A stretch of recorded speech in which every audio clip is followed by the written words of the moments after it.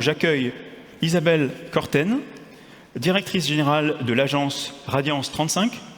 De profession, elle est conceptrice lumière, basée à Liège, en Belgique.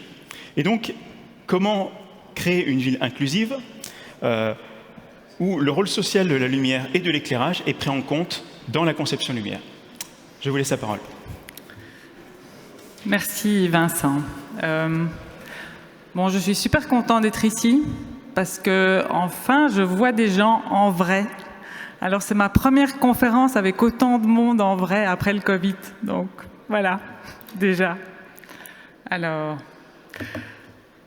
bon, on m'a demandé sans surprise de parler du rôle social de la lumière. Pour ceux et celles qui me connaissent, c'est effectivement pas une surprise parce que non seulement j'ai pris ta place, pas non seulement j'ai pris ta place, mais donc non seulement j'aime les quartiers craignos, mais surtout j'aime les gens de ces quartiers et des autres quartiers. Comme disait Virginie hier, c'est drôle d'individus qui font partie de la biodiversité que sont les humains. C'est quelque chose qui guide ma pratique et qui, dans la compréhension de leurs usages et de leurs envies et de leurs craintes, fait qu'aujourd'hui, c'est vraiment le point de rencontre entre les deux piliers écologiques et sociaux. Alors, peut-être me présenter, bon, il y en a certains et certaines qui me connaissent, mais sinon pour les autres. Donc je suis architecte et urbaniste, de parents sociologues, tiens, et je suis tombée dans la marmite de la lumière en 95 pour les Belges. Et en fait, je déteste la nuit. Je suis une lève-tôt. Et j'ai découvert le monde de la lumière parce qu'on ne vous dit pas quand vous entrez dans le monde de la lumière que vous êtes à peu près minimum une soirée par semaine dans la nuit. Et puis, j'ai appris à l'aimer.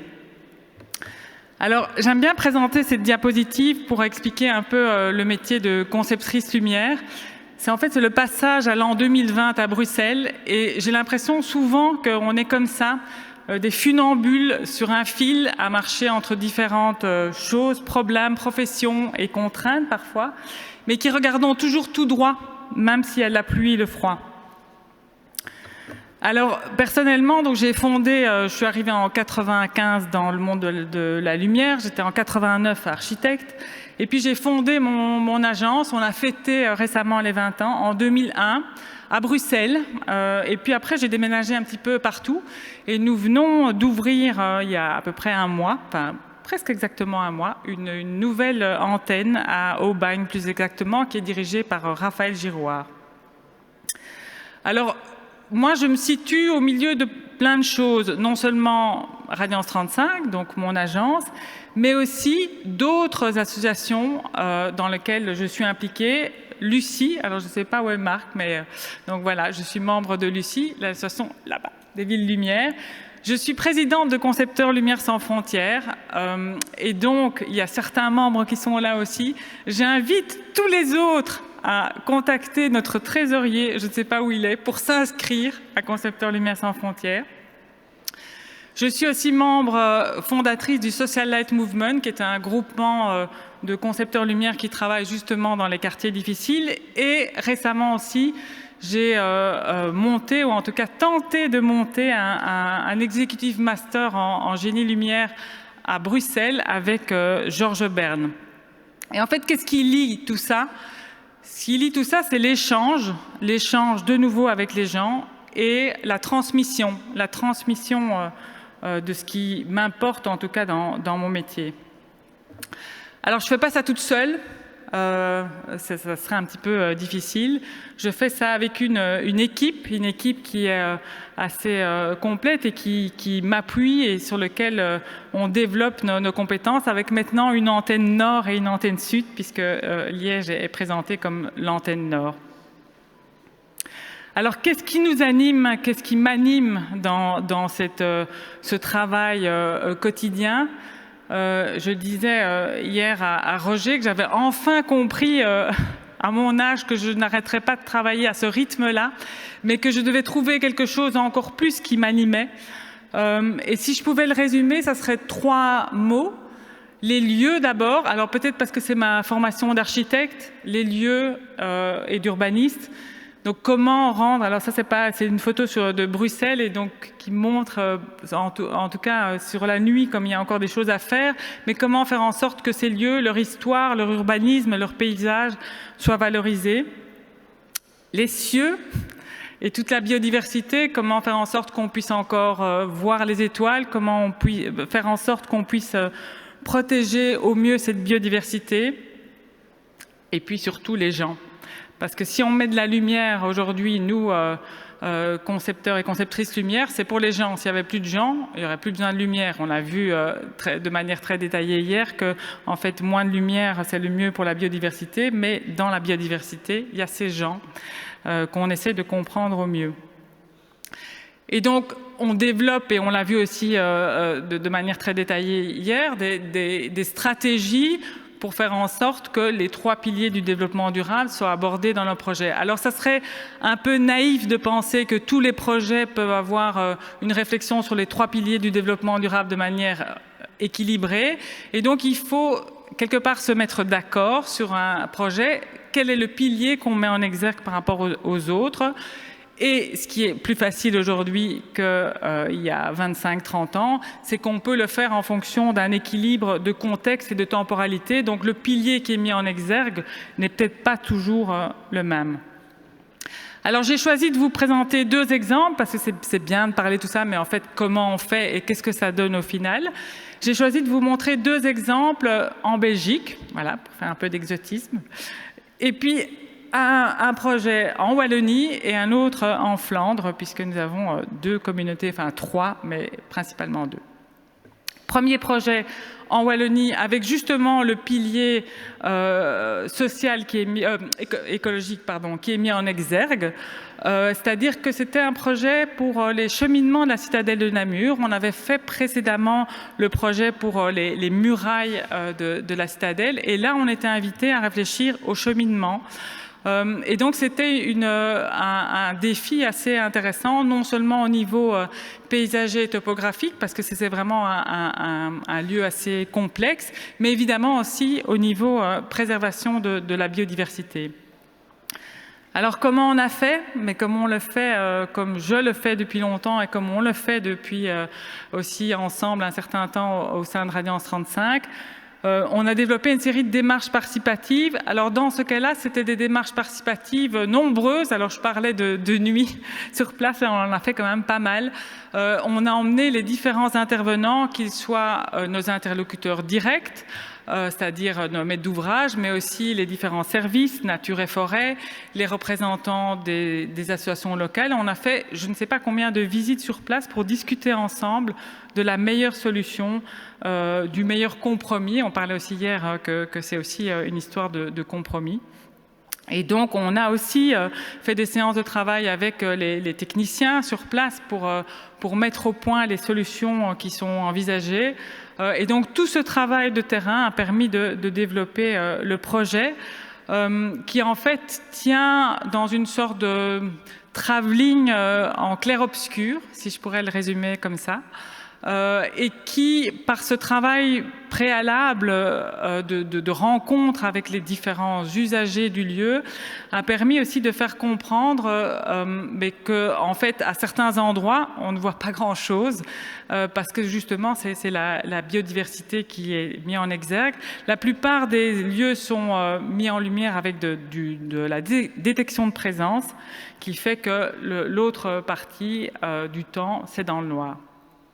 On a mis aussi au point tous les processus pour qu'il y ait une durabilité aussi au niveau résistance. Donc notamment, les projecteurs ont été mis dans des boîtes et aussi c'était pour la première fois une réalisation avec de l'acier Corten. Je n'ai aucune part là-dedans, mais bon, voilà. Je m'appelle Isabelle Corten pour ceux qui avaient oublié. Alors, deuxième projet tout à fait à l'opposé, donc non seulement du territoire, mais aussi des réflexions, mais en même temps, vous allez voir le lien. C'est la Morkensplein à Anvers, plus particulièrement à Borgerhout, surnommée le Molenbeek d'Anvers. Voilà, ça voyait un petit peu quel type de quartier c'est. Et donc on est amené là, c'est une démarche tout à fait différente, à travailler sur cette place qui est transformée par des architectes, donc qui devient un espace piéton, et sa maison communale, donc son hôtel de ville, qui est aussi transformé par des architectes. Et alors là aussi, on a fait évidemment une démarche participative qui était la plus classique ou plus construite que l'autre, qui était plus quelque part organique.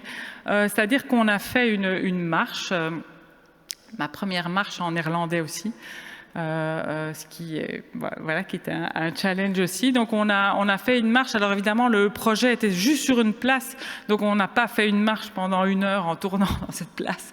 On a été voir une autre place un peu plus loin pour essayer de effectivement percevoir quels étaient le ressenti des différents usagers.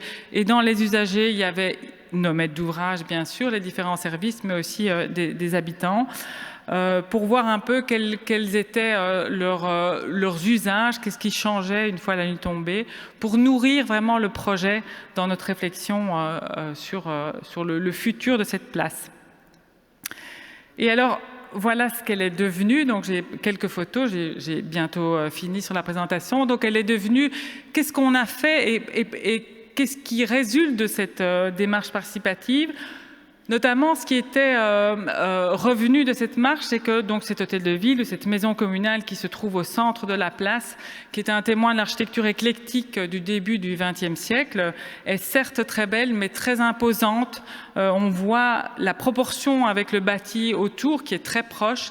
Et donc, en fait, il y avait une certaine quelque part difficulté par rapport aux usagers d'investir l'espace public parce qu'il y avait ce bâtiment qui était assez imposant.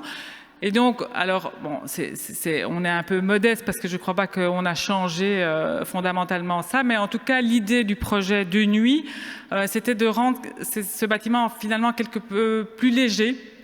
Et donc, on a travaillé juste sur certains éléments qui lui rendent un petit peu de la hauteur. Donc ça, c'est pour le bâtiment.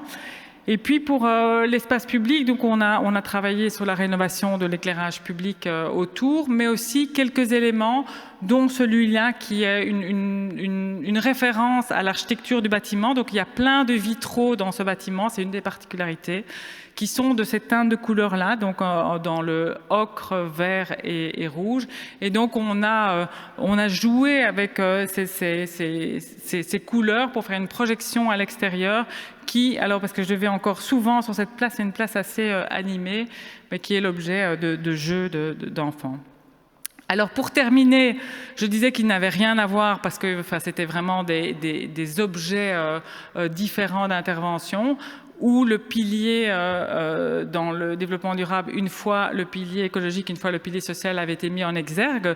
Mais en fait, quel est le lien de ces deux projets? C'est effectivement la démarche participative qu'on défend corps et âme, on va dire, qui n'est jamais demandée d'ailleurs, ou presque jamais, dans nos programmes. Et donc, on propose à chaque fois.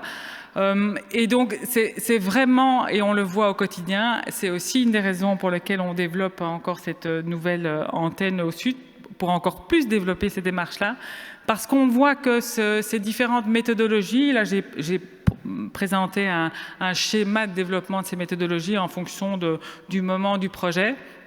En fait, on voit que ces différentes démarches permettent effectivement une appropriation, une compréhension des usages et donc un dialogue avec finalement, comme je le disais au début, la principale raison pour laquelle on met de la lumière, c'est pour les gens qui y vivent. Et donc en fait, ce travail est un gain de temps finalement et un gain d'argent. Et par rapport aux différentes piliers du développement durable, c'est vraiment un retour aussi sur ce respect de l'environnement. On vient de faire la semaine passée une démarche participative aussi, on en parlait aujourd'hui, hier, des tests d'extinction. C'est fondamental aussi de faire ça. Et le retour est beaucoup plus positif qu'on ne le pense si on fait cette démarche et si on est à l'écoute. Et aussi, surtout, et je reviens aussi sur ce qu'a dit Virginie hier, quand on fait une démarche comme ça, il faut être à l'écoute et donc il faut être aussi capable de changer les idées qu'on avait avant. Si à un moment donné, il y a une demande, et je trouvais bien la référence que Virginie a faite hier sur un square ou quelque part où il y a une volonté de ne pas éteindre, eh bien, si on fait une démarche participative, à cet endroit-là, il ne faudra pas éteindre. Ou si on veut faire changer quelques températures de couleur alors qu'on avait prévu autre chose, il faudra l'écouter. Donc ça c'est aussi le challenge de ça. Voilà, je vous remercie. J'espère qu'il y aura des questions et des remarques par rapport à ça.